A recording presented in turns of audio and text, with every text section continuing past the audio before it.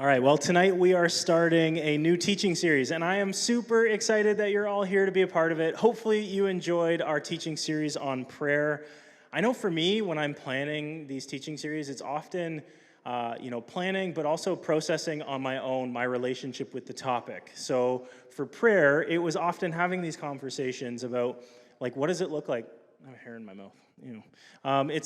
Talking about what does it mean to be in constant prayer, constant communion with God, and thinking about I was talking to my guys last week about, the things that we see around us. And for me, I've always connected with nature, right? I love being outdoors. I love being on the water, whether I'm boating or I'm fishing, just in the middle of the water in my hip waders. I just love being out there, and I find when I'm in those areas, I can easily connect with God constantly because I'm just reminded, oh my gosh, the beauty of God is all around me. But then I felt challenged through this series to think about, I'm not always in nature. Oftentimes I'm in my office, or I'm walking around, picking my kid up from school or things like that, and thinking about okay, how can I challenge myself to remain constantly connected with God, even when I'm not in kind of the easy places, I would call them, to connect with God. You know what I mean? So hopefully you felt challenged in that way, and hopefully you'll feel challenged a little bit through this series as we talk a little bit about God's will. So my question, I often start my teaching time with a question. My question for tonight is, how many of you have had to navigate some sort of maze before? A maze before. Think maybe it's like when you're a kid and you're in a corn maze, right? Like you're in those little kind of baby corn mazes, and your parents just kind of grab your hand, walk you around. Yeah, some of you have done that. How many of you have done the harder corn mazes? There's a few locally that you can go around. My youth group every year would go to a corn maze growing up. I think this youth group used to as well. How many of you have been in a maze that you felt like you were going to be lost in, like you were never going to make your way out? Yeah? Some of you have been there. I don't think I've ever been in a maze where I was I'm never going to get out of here, which is good because I don't know how I would handle that. Now, I found some pictures of some cool mazes. This is a local one. This is Custerman's. How many of you have been to Custerman's before? Down in Kamoka? Yeah? How many of you have been this year? Did I just hear, Jack, have you been this year? Oh, okay. Gotcha. Yeah, so I think it's probably just ending now is my guess. I don't know for sure with Custerman's. But the next one is also in Canada, and you can tell because it says the word Canada. I know it's kind of hard to see, but you can kind of see that. It says the word Canada, and there's a maple leaf in the middle. So that's pretty cool. I think that's in the Guelph area. How many of you are Mandalorian fans? Anyone in the building? So this next one is the Mandalorian, which is kind of neat. And clearly, I'm not a huge fan because I would still refer to that little creature as Baby Yoda, but I'm pretty sure we find out that's not its name, right? Yeah, no spoilers here. But and then finally, this is the kind of maze that really freaks me out.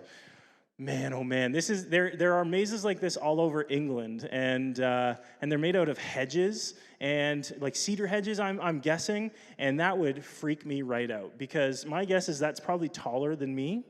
And I wouldn't want to be stuck in there. But with mazes, there are all these types of different mazes, but ultimately they all have the same basic idea, and that's a series of pathways to get you from point A to point B.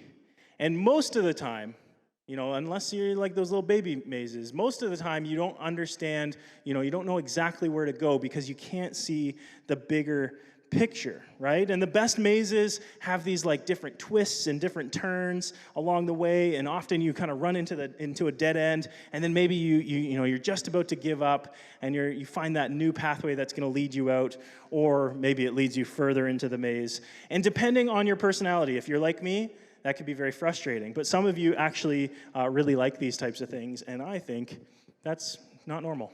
I could be wrong, no. But the reality is, for many of us, the maze, or a maze, is a really good picture for what our daily life is all about, right? We have these daily decisions, these daily choices that we have to make, and ultimately that's what our life is making choices. And if you choose one direction or one path or another, it can be really good, or it can lead you to a destination that you might not want to end up being in. And sometimes in the middle of the maze, it's really hard to know what path to take. I know I've been there. I'm sure you have been too. And so most of us just kind of choose a direction. We say, okay, we're going to try this way. We begin to go that way, and we just hope for the best. Some of these choices that we make in our lives are pretty mundane, right? Like maybe it's choosing Lucky Charms or choosing Frosted Flakes in the morning, right? That's a pretty easy decision. Maybe it's streaming something. Are you going to choose something on Netflix or Disney Plus? And then once you choose the streaming service you're going to use, it takes you forever after that to actually choose something. Maybe you're going to McDonald's and you're having to choose between a burger or nuggets or something else. Maybe you just choose both at the end of the day because both are delicious. But then we get into kind of these, away from these kind of like basic daily decisions, and we get into some of these big deals, right? These big choices that you have to make in your life. Maybe, I know some of you are headed into volleyball season. Maybe you've just had to make the decision where you're deciding whether or not you're going to try out for the school volleyball team. Or maybe some of you in high school are getting to that place where you're trying to decide, like, should I date this person? Should I not date this person? Should I date at all? Our high school students, many of you in grade 11 and grade 12 are starting to think, like, what am I going to do after high school? Am I going to go and pursue a career, or am I going to go into university? And if I go to university, what should I major? There are all these massive life decisions that we have to figure out. We're asking this question, like, what do I do with my life? And when we stop and we think about all these decisions, even the basic ones, it can be really stressful and confusing, and it can be overwhelming. And some of us feel like we're going to get stuck in the maze because we don't know where to go, even again with those basic decisions. And then here's where it gets even more complicated. For those of us who are Christians, if you've made the choice to follow Jesus, oftentimes we're kind of changing like the which direction should I go? We're changing that question to like, which direction does God want me to go? Right? We're getting to that point in our lives where we're starting to ask those questions. And, this is one of the biggest questions that we ask ourselves. What is God's will for my life? I imagine many of you have heard that phrase before. And so for the next few weeks, we're going to talk about that question. We're going to talk about an understanding of God's will. And this is like a huge topic. So we're going to break it down into 4 sessions. The first 2, we're going to talk about this idea of God's will, and we're going to talk about how we can know God's will and how we can follow God's will. And then in the last 2 weeks, we're going to kind of look at like a case study about God's will, and we're going to look at how this all this stuff we're learning, how it plays out in the life of a man named Jonah. And so tonight, we're going to start again by defining the phrase God's will, and then we're going to talk about some misconceptions of God's will. So like I said, it's a huge topic. If you were to go on Google and type in like God's will, there are going to be like tons and tons and tons of options and links that you can kind of learn about this thing. But let me just sum it up to you by saying that in all these kind of different passages in the Bible that we might find on Google or flipping through your Bible, understanding God's will, there are going to be 2 senses of God's will that the Bible talks about. And so the first thing is we learn about this idea of God's plan for humanity. So, God desires for all people to have relationship with him. We see that in his word. And God created us to be curious, and he created us to have opinions, and he created us to make our own choices. But he knew that when he created us, that ultimately the choices that we make, right, based on these kind of like areas of curiosity and making our own choices, was that really we were going to make choices that he didn't love, and we would make decisions that caused separation between God and us in humanity. And that's where we get that idea of sin, right? If you've grown up in the church, maybe you've heard that word sin before. And really what we're talking about is like a separation between us and between God. And here's the cool thing. Even though the actions that we see in the Bible are all that of sinful people, God has always desired to have a relationship with us. And the cross and the resurrection, when we talk about those things at church, we know that the cross and the resurrection were a part of God's plan to bring us to him. And the reason that we need to know that God has a plan is so that we can remember that we serve a big and we serve a powerful God. And while we may not understand why things happen the way they do in our everyday life, we can trust that God has this like overarching plan and purpose for everything that we do in life. We can rest in the truth that God desires communion with us, walking in step with his Holy Spirit. And then the second sense, so we talked about kind of, again, God's plan for humanity. This is going to be similar, but different. The second sense of his will is I'll call God's desires for us. And really, that involves all that God's asking us to do. And when it comes to this, it really depends on our own choices, right? We can choose to obey what God's asking for us, the things that he desires for us. We can either obey them or not. And ultimately, either way we choose, there are going to be consequences. There are either going to be good consequences or there are going to be bad consequences. And again, if we go to the Bible, if we go to Google, we know that there are all sorts of areas that talk about these things, but we're going to focus in this area on two different passages.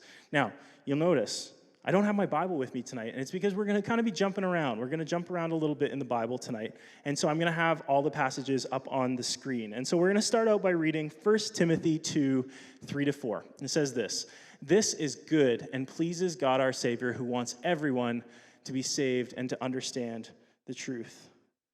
Here's the question. Do we know, right, do you see in your life that not every single person you come in contact with has chosen to follow Jesus? Right? We probably all know people in our lives that have not made that decision. And you think about people at school or on your teams or in your community, and the answer is no. Not everybody has chosen to follow him, and that's because God's given us the choice to do so. But here's the thing. This verse that we just read makes it really clear that God desires for every single person, including every single person in this room tonight, to come into this personal relationship with him and this place of communion with him. Now, we talk about this idea of choice. Really what that comes down to is God didn't create us to be these kind of robots that automatically follow Jesus. He gave us choice in the matter, and the truth is not everyone chooses to put their trust in Jesus. So let's now go to 1 Thessalonians 5:18.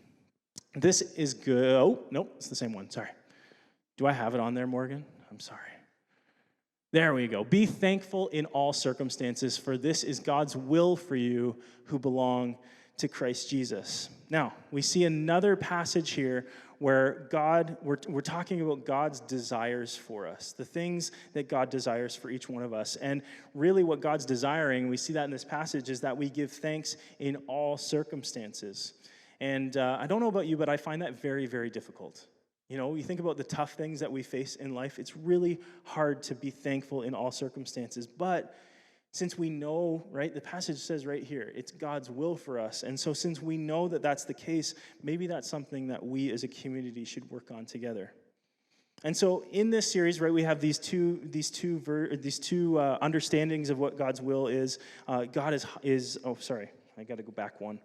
We know that God's plan, right, his will, one sense is known as God's plan for humanity, and the second is God's desires for us. And in this series, we're going to be focusing more on that second thing, God's desires for us. And so now that we kind of understand a little bit of these terms, we're going to jump into some misconceptions about God's will, because there are a lot of them out there. The idea of God's will is a really loaded phrase, and some people have very different ideas about what this means. And if we're not careful, we might buy into some of these ideas that they won't just lead to confusion, but they'll lead to disappointment as well. And so here are three of these misconceptions that we're going to talk about, and then we're going to go a little bit deeper with this. The first misconception, maybe you've heard this one: God's will for all of us is to be happy, healthy, and wealthy. Well, I'm not sure if you've heard this one before, but it is honestly something some people believe. And don't get me wrong, I don't want to say that if you or you know someone who leads this happy, healthy, and wealthy life, I don't want you to think that I'm saying that they're not good people, because that's not the case whatsoever. But what I'm saying is that this is not God's primary goal for each one of us. If that were true, Jesus wouldn't be living within God's will, because Jesus was not a wealthy person when he was on earth. The truth is that God is more concerned with our holiness than our happiness. And that's hard to understand sometimes, because we often in our culture talk about happiness, and that's something to be strived for. But we're going to read 1 Peter 1:15-16. It says this: "But now you must be holy in everything you do, just as God who chose you is holy. For the scriptures say, you must be holy because I am holy." God wants us to be holy, which means we're separated, right? We're people that are separated from the world in good ways, but that means that we're connected with God in joy and in sorrow. And it means through suffering and through hard times that we learn to cling to God and continue to grow in our faith daily. The second misconception is that God's will is the safest place to be. Now, this is another tough one because if you read through one of my favorite books of the Bible, Hebrews, in chapter 11, it talks through, they have like this hall of faith, they call it, or this hall of heroes. And we read about a bunch of people who loved Jesus and were tortured and stoned and killed for following God's will, doing what he asked them to do. And that's really difficult because, I'm not saying that God's will is for each one of us to experience the same level of persecution as the people in Hebrews 11 did, but we need to recognize that it still happens even today. But our hope is that as we continue to live within God's will, that we, remain safe. That's my hope for each one of us. But I know that's not always aligned exactly with God's will. The third misconception before we continue on is that God is hiding his will for us. I'm not sure if you've heard this one before, but sometimes we talk about like the secrecy of God and how we don't know everything about God, and that's true. That is absolutely true. But I don't think God is hiding his will because we'll read about that a little bit more in the future, but the reality is that God very much wants us to know his will. He very much wants us to know the desires that he has for each one of us. And so we're going to read Ephesians 5:17. It says this: "Don't act thoughtlessly, but understand what the Lord wants you to do." There's this book called Follow Me by a guy named David Platt. And in the book, he says this: what if God's will was never hidden from us in the first place? What if God the Father had not sent his children on a cosmic Easter egg hunt to discover his will while he sits back in heaven saying, "You're getting colder, you're getting warmer, you're getting colder"? And what if God, searching for God's will like this, misses the entire point of what it means to be a disciple of Jesus? While we might be confused at what God's will is for each one of us, it doesn't mean that he's hiding it from us. Sometimes the answer is right in front of us. And so we're going to talk a little bit more about how we choose the paths that we go down. The question we have to wrestle with is how do we know which path to take? And in the middle of the maze, should we be going left or should we go right? Should we speed up or should we slow down or do we need to backtrack? And these are all great questions, and that's why we wanted to jump into this series, because it is so difficult to know, especially between the ages of grade 6 and 12. You're going to struggle all the time in understanding what direction do I go in the middle of this maze. And so tonight we're going to finish off by looking at two passages that give us a little bit more direction on how we can know God's will. And then over the next couple of weeks, or the next few weeks, between the time that we have with teaching and in our small groups, we're going to unpack it a little bit more.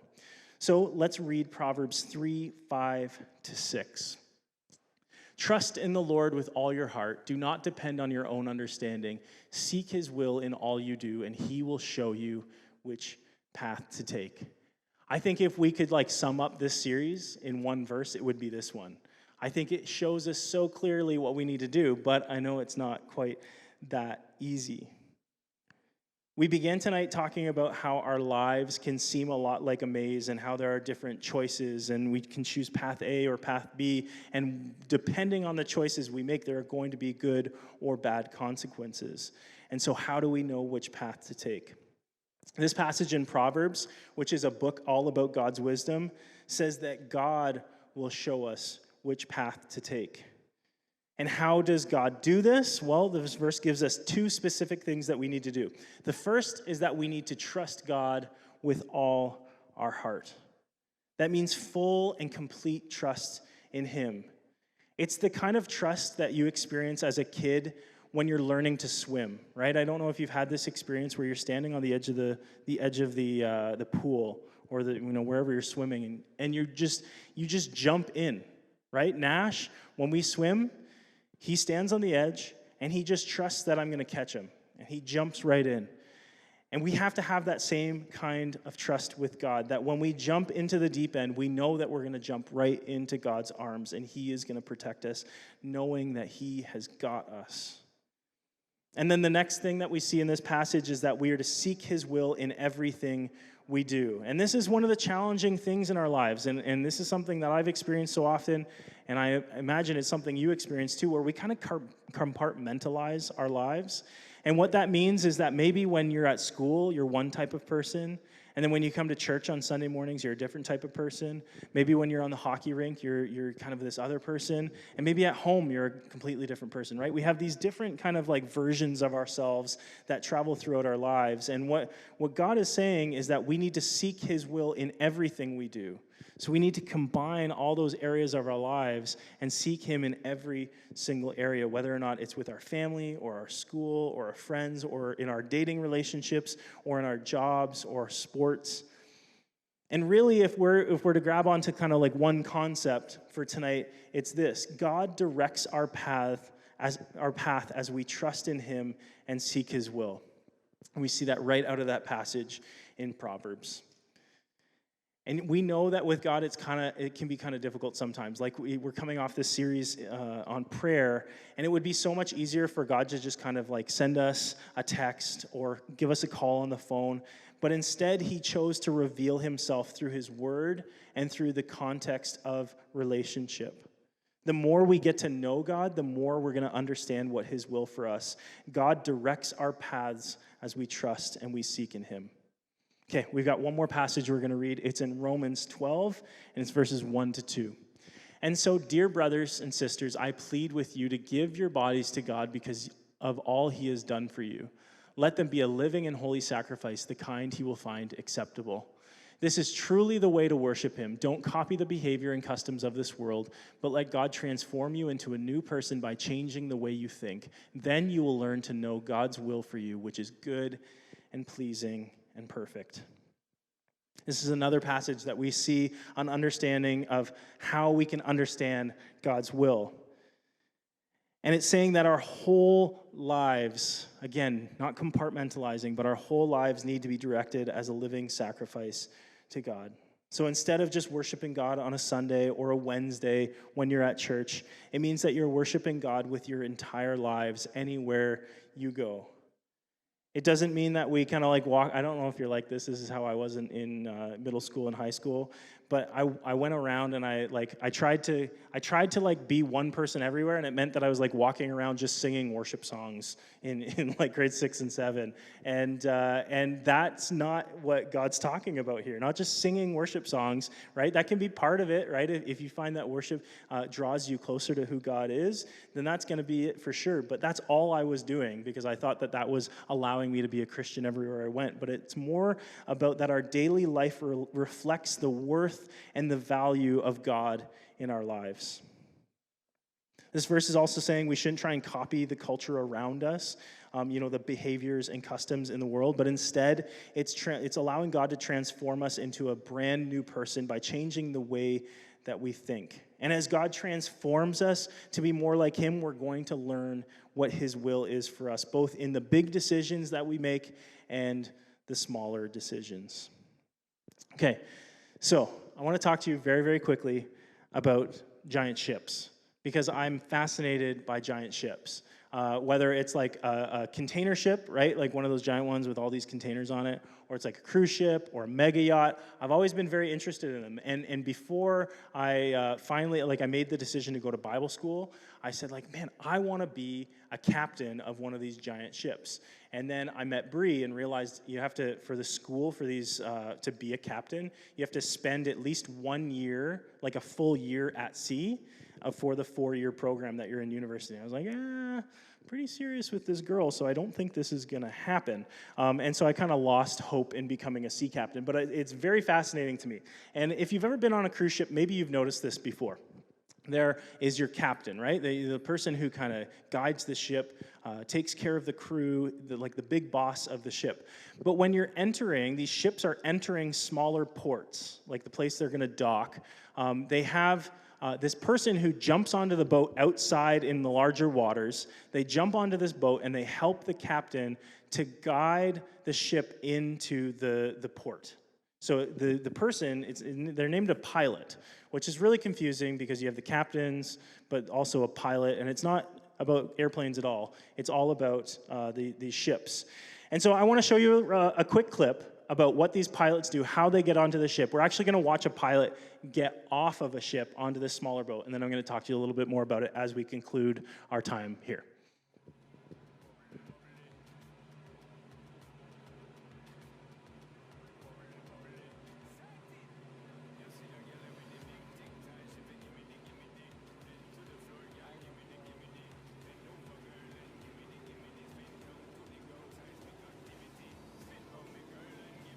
Okay, so this is the pilot's boat. You can see the big word pilots on the side. And then he's got this awesome like automatic gangway. And so they come right up against the ship and then extend the gangway out so that the pilot can climb down and jump onto this pilot boat.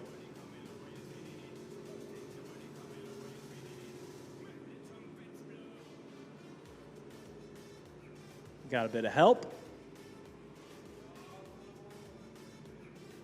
And there he goes. He's back on his boat and ready to go back in.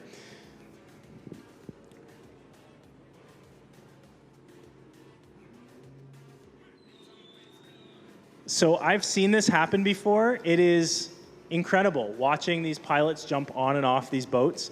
And what happens is as the boat is coming, the ship is coming into harbor. As the ship is coming into harbor, the pilot comes out in this boat and comes to the ship and jumps on. And then when the boat leaves harbor, they get out into open water, and that pilot boat comes back and collects the pirate. Pirate? No, that wouldn't be good. But the second captain, again, is called the pilot, and the purpose of the pilot is to help the captain navigate unknown waters. Right? So these captains, they're very smart guys. They have all the tools and all the instruments, and they know their team, but they don't know everything about the local waters, right? Whether or not there might be like a lot of traffic in the harbor, or there might be obstacles that are unknown, right? Maybe shallow water in certain areas and that type of thing. These pilots know these areas intimately, way more so than the captains who've maybe visited there a couple of times in their lives. And so the pilot gives guidance and instruction based on their better perspective of the area. They have a better understanding of the bigger picture of these harbors and of these local areas. And to me, when I think about God's role in our lives, one of the roles he plays in our lives is that's how he operates with us. He sees the bigger picture. He knows where the obstacles are in our lives and how to navigate them, and he communicates these things to us.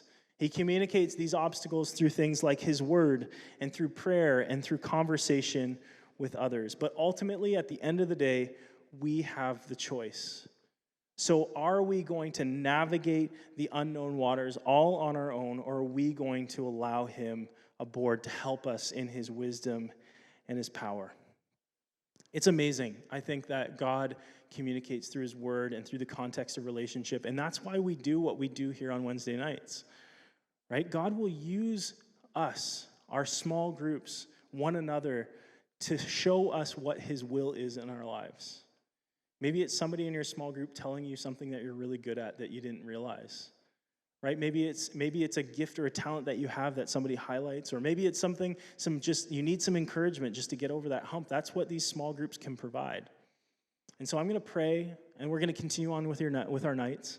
But what I want you to think about when you go into your small group, and we're going to be carving some pumpkins in small groups tonight, but I do want you to think about how you can continue to grow closer to one another so that when the difficult times come, when you're stuck in the middle of the maze, you know how to help one another decipher what God's will is for each other. Sound good? Okay, let me pray. God, thank you for the way that you communicate to us through your word and through others, through the people that we surround ourselves with. And God, we know that trying to decipher what you want with us, what you want us to do in our lives is really, really difficult. God, from those simple decisions, starting our mornings, trying to choose a type of cereal, decision-making in this world is very hard. But God, we want to have the wisdom that you provide to make great decisions based on what you want for us and your desires for us. God, help us to trust you more. Help us to trust one another more as we continue to build relationships. And God, I just desire to see our small groups grow and grow and grow in communion with you. We ask these things in your name. Amen.